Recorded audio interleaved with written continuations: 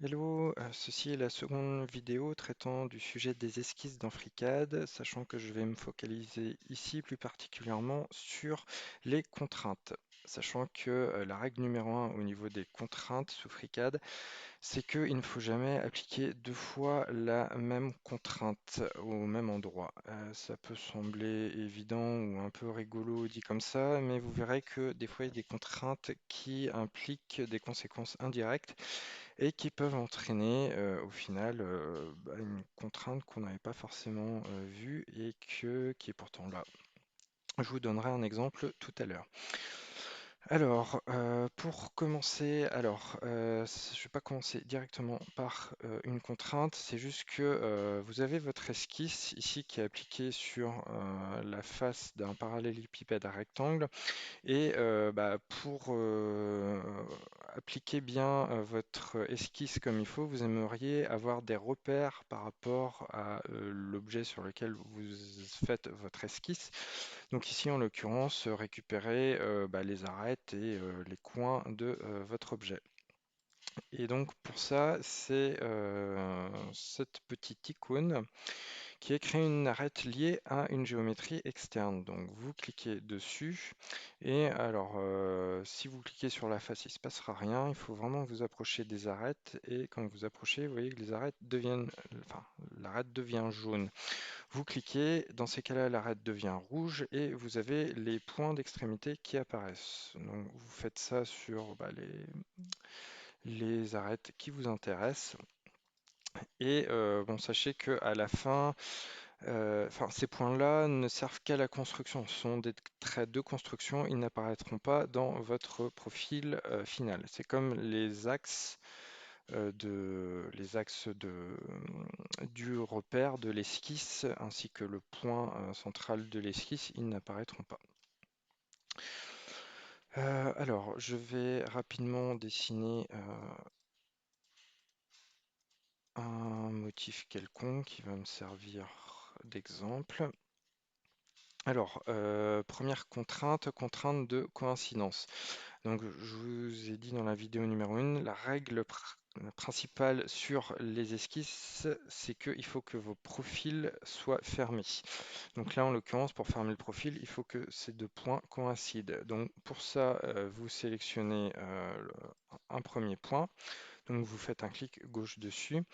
Alors, pour sélectionner un point, vous cliquez dessus, ou une autre astuce, c'est vous vous mettez un petit peu à côté, vous enfoncez clic gauche de la souris, vous restez appuyé, vous vous décalez, vous relâchez, et votre deuxième point est sélectionné.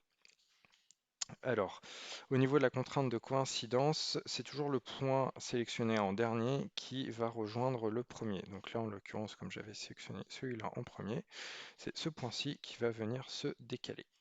Voilà. Et donc, j'ai bien un profil qui est fermé.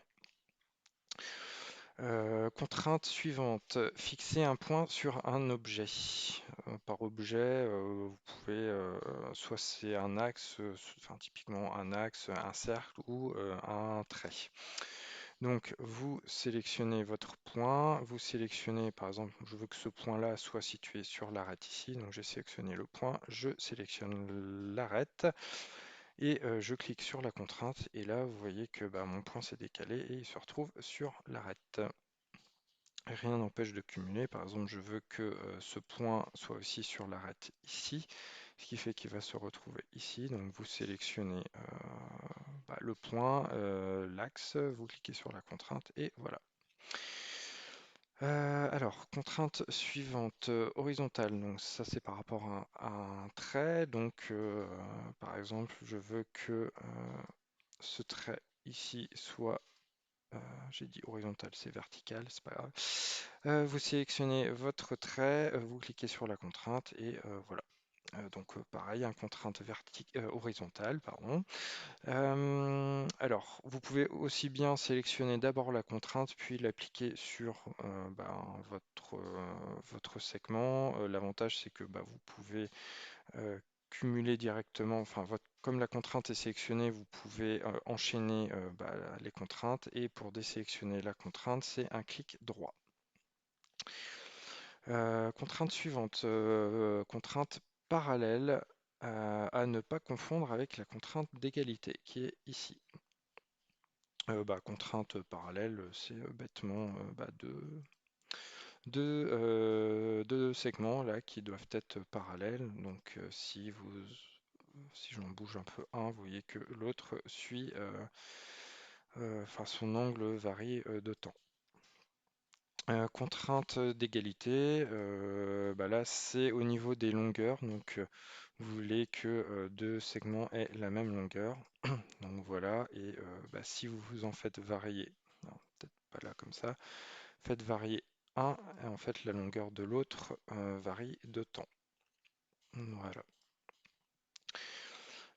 Contrainte perpendiculaire, donc par exemple je veux que ce segment soit perpendiculaire à cet axe-là, donc voilà. Donc ce que j'ai pas dit mais que vous avez sûrement dû noter, à chaque fois que vous appliquez une contrainte, vous avez un petit symbole qui apparaît. Et notamment dans le cas où, par exemple tout à l'heure, les contraintes de enfin, parallèle, égalité, ou là aussi par rapport à la perpendicularité, vous avez un petit chiffre qui apparaît et ça vous permet d'appairer, voir quelles sont les contraintes qui sont appairées. Contrainte suivante, au niveau d'une tangente, bon, je vais passer celui-là, vous verrez par vous-même comment l'appliquer. Contrainte suivante, contrainte de symétrie. Alors pour ça, je vais dessiner un petit rectangle. Alors au passage, vous voyez qu'un rectangle, en fait, ce sont quatre segments, enfin un profil fermé avec au final, eh bien, deux contraintes horizontales et deux contraintes verticales. Alors, si jamais vous voulez retirer une contrainte, vous avez juste à cliquer dessus. De base, les contraintes sont rouges. Si vous cliquez dessus, la contrainte passe vert. Et vous appuyez sur Supr de votre clavier et la contrainte disparaît. Et à ce moment-là, eh bien, voilà, la contrainte n'agit plus et voilà, ce qui était le but recherché. Donc, pour en revenir à la contrainte de symétrie, donc créer une contrainte de symétrie entre deux points par rapport à une ligne ou un point. Donc là, typiquement, je vais vouloir créer une contrainte de symétrie entre ce point-ci et l'axe qui est là. Donc pour ça, vous sélectionnez la contrainte et les trois points. Donc il faut d'abord commencer par les deux points, puis terminer par ce qui va servir au niveau de la symétrie, donc soit une ligne, soit un point. Donc là, j'ai dit que c'était la ligne. Ah, et ça n'a pas marché. On recommence. Hop. Alors là, j'ai fait l'inverse. J'ai d'abord sélectionné mes trois objets et j'appuie sur la contrainte. Et donc voilà, vous voyez la contrainte de symétrie. Si je me rapproche, enfin si je rapproche ce point-là, celui-là se rapproche de temps. Et puis là, je me dis, ah ouais, bon, tout à l'heure, j'ai supprimé ma contrainte d'horizontalité. Je vais la remettre. Donc, ce que je vais faire. Et là, l'outil ici, il y a du rouge qui est apparu. Le logiciel n'est pas content. Donc, je vais juste revenir en arrière. Donc, pour revenir en arrière, vous avez la petite flèche en haut à gauche. Donc, de base, à cet endroit, il y a du vert résolu en 0 secondes et il montre les degrés de liberté restants. Un degré de liberté, c'est typiquement si vous êtes capable de bouger n'importe quoi dans votre esquisse, ça fait un degré de liberté. Alors, par rapport à notre souci, l'idée, donc je vais refaire la manip, je remets une contrainte horizontale et là, il y a du rouge qui apparaît. Et là, il dit esquisse contient des contraintes redondantes. Et donc, il donne une info aussi, veuillez supprimer la contrainte redondante suivante, 27. Donc en fait, si vous descendez, vous avez un menu qui liste toutes les contraintes et donc la contrainte 27, enfin, toutes les contraintes sont numérotées, donc la contrainte 27, c'est celle-ci. Et donc si je clique dessus, alors de base, j'ai aucune contrainte de sélectionner. Si je clique dessus, vous voyez que la contrainte ici d'horizontalité est passée vert, elle a été sélectionnée. Et maintenant, en fait, si on réfléchit bien, bah oui, en fait, j'ai appliqué une contrainte de symétrie entre ces deux points par rapport à un axe vertical, ce qui signifie que, au final, mes deux points et donc le segment est déjà horizontal. Donc le fait de vouloir dire que en plus il est horizontal, et ben, ça fait une contrainte redondante. Donc bah, pour supprimer, soit vous sélectionnez directement la contrainte sur l'esquisse, soit vous allez la sélectionner ici, soit en fait vous avez directement un lien ici qui va être bah, sur la contrainte spécifiée ici. Donc vous cliquez dessus, au final automatiquement il a été sélectionné la contrainte qui est passée en vert et vous faites supr sur votre clavier et la contrainte disparaît et donc ici ça repasse en vert. Voilà. Donc regardez régulièrement ici, à partir du moment où vous ajoutez des contraintes, il faut que ce soit vert. Si c'est rouge, le logiciel ne saura pas quoi faire de votre esquisse au final et bah, vous ne pourrez pas l'exploiter. Donc on a vu la contrainte de symétrie, je vais passer sur ces deux contraintes là et on arrive sur les contraintes liées aux dimensions. Donc dimension horizontale. Donc imaginons que je veuille bah, appliquer une contrainte, une mesure sur ce segment-là. Donc voilà, pas de souci. Rien ne m'empêche d'appliquer une contrainte horizontale sur deux points. Par exemple, je veux que ce point-ci et ce point-ci, enfin qui a une certaine mesure, hein, donc voilà. Donc contrainte verticale, c'est exactement pareil. Par exemple, je veux que ce segment-là, mais au final, c'est surtout la hauteur entre ce point-ci et ce point-ci ben, soit à temps, eh bien voilà, rien ne vous empêche de le faire, sachant que derrière vous pouvez modifier, enfin bouger les contraintes pour rendre votre esquisse un peu plus lisible. La dernière contrainte avec la double flèche, là c'est vraiment la longueur de votre segment. Donc voilà, même chose. Contrainte suivante, contraindre un arc ou un cercle. Donc juste pour vous montrer, je vais dessiner un cercle et donc c'est ben, fixer son rayon ou son diamètre. Voilà, tout simplement. Hop, je vais mettre 10. Voilà, alors, il existe encore quelques contraintes. Je vais juste ouvrir une petite parenthèse. Parfois, il peut arriver que vous ayez besoin, par exemple, mon cercle qui est là, j'ai besoin de lui spécifier exactement le centre. Donc, vous pourriez préciser une contrainte horizontale et verticale, mais il y a une autre manière de faire. Alors, je vais créer une ligne par rapport et centrée par rapport à l'origine, donc contrainte de coïncidence, et puis ici, je vais appliquer une contrainte de coïncidence. Le problème, si je fais ça, c'est que cette ligne-là, qui bah, me servirait justement à fixer l'emplacement du centre de mon cercle, elle va apparaître, elle fait partie de mon profil. Je veux dire, si je ferme l'esquisse, ce trait apparaît. Et c'est pas ce que je veux. Alors, il existe une astuce, et en fait, c'est cet outil ici. Alors, quand je vais dessus, bascule la barre d'outils ou la géométrie sélectionnée vers depuis le mode construction.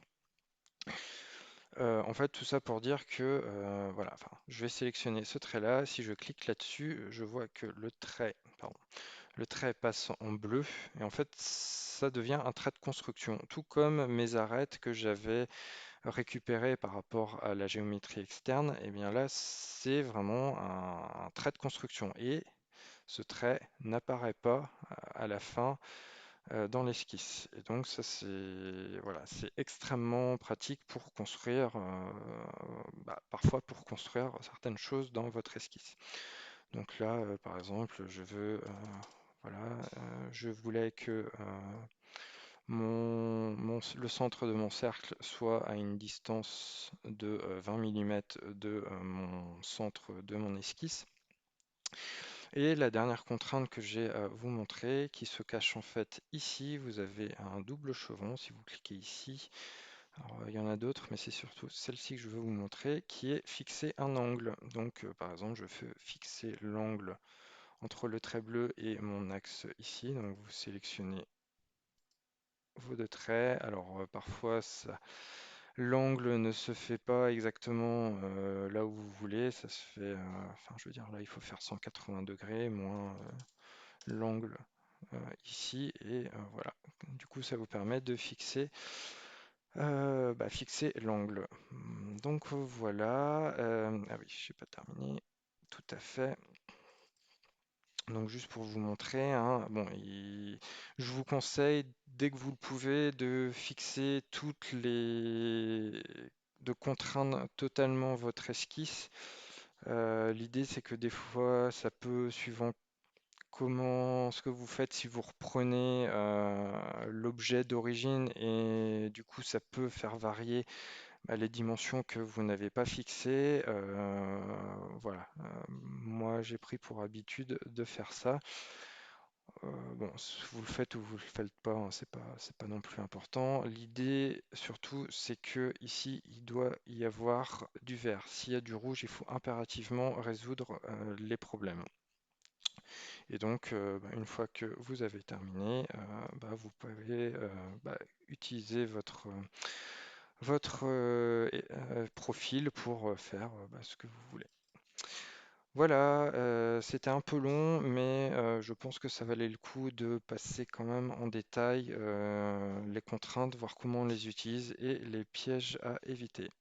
Voilà, salut! Donc une fois que j'ai mis en ligne les vidéos sur les esquisses, je me suis rendu compte que j'avais oublié de revenir sur l'outil point qui peut quand même être très pratique lors de la construction d'une esquisse. Donc un cas parmi d'autres, j'ai un segment et puis j'aimerais bien avoir un point au niveau du milieu de mon segment. Donc comment faire? Donc vous avez l'outil point ici à ne pas confondre avec la contrainte de coïncidence. Donc vous cliquez sur l'outil, vous cliquez quelque part dans votre esquisse. Donc il y a un point qui apparaît, vous faites un clic droit pour désélectionner l'outil. Et donc là en l'occurrence, je veux que mon point soit au milieu du segment. Je vais donc utiliser la contrainte de symétrie. Donc vous sélectionnez les deux extrémités de votre segment, vous sélectionnez ensuite votre point, vous cliquez sur la contrainte de symétrie et pof, vous avez un point au milieu de votre segment. Voilà, c'est un outil qui peut quand même être très pratique quand vous construisez vos esquisses. Voilà, c'est tout pour cette vidéo. Salut!